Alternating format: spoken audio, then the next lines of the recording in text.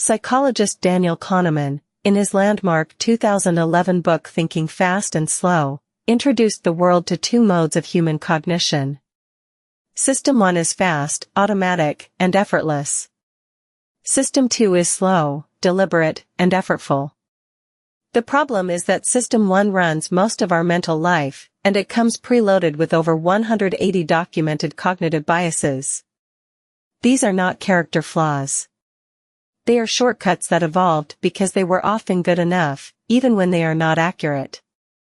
Understanding them is among the most practically useful things psychology has to offer. Confirmation bias is perhaps the most pervasive of all cognitive distortions.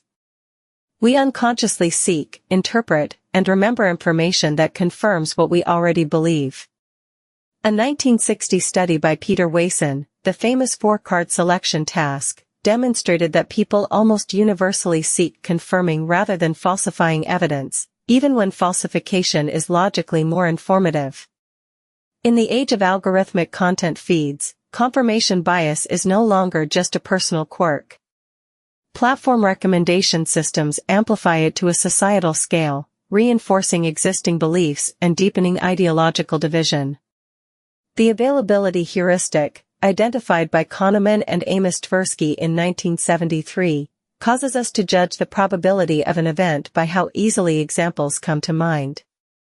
Plane crashes dominate our risk assessment despite being statistically rare, while car accidents, which kill vastly more people, feel routine.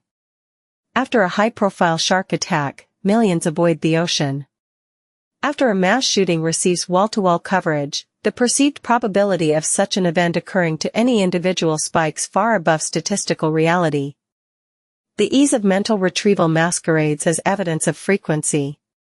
The Dunning-Kruger effect, documented in a now famous 1999 paper by David Dunning and Justin Kruger, showed that people with low competence in a given domain dramatically overestimate their own abilities. The mechanism is metacognitive. The very skills needed to recognize competence are the same skills needed to perform it. What is less often discussed is the flip side. Highly competent people tend to underestimate their abilities and assume tasks they find easy must be easy for others too. Both ends of the expertise curve suffer from inaccurate self-assessment. Anchoring bias demonstrates how profoundly the first piece of information we encounter shapes all subsequent judgments. In a classic experiment, participants were asked to spin a wheel that was secretly rigged to land on either 10 or 65, then estimate the percentage of African nations in the United Nations. Those who spun 65 gave dramatically higher estimates than those who spun 10. The wheel number was entirely irrelevant, yet it unconsciously anchored their estimates.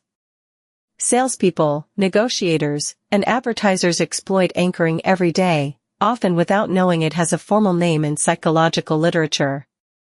Cognitive biases are not simply errors to be eliminated. Many evolved for good reasons. The negativity bias, our tendency to weight negative information more heavily than positive, kept our ancestors alert to predators and social rejection. In a modern world, it manifests as rumination, catastrophizing, and disproportionate attention to criticism. The good news from cognitive behavioral research is that awareness creates distance. Psychologists call this diffusion, the ability to observe a thought as a mental event rather than objective reality. You cannot delete a bias, but you can learn to spot it running.